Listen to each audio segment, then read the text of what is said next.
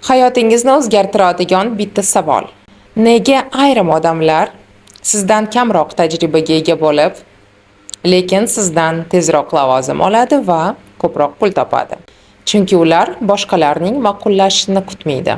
Siz esa har safar o'ylaysiz, odamlar nima deydi, kim qanaqa qaraydi, yoqmasa-chi?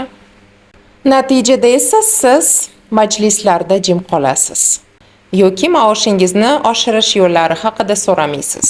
Ko'proq mas'uliyatni, ya'ni ishxonada ko'proq mas'uliyatni o'z bo'yningizga olishdan qochasiz.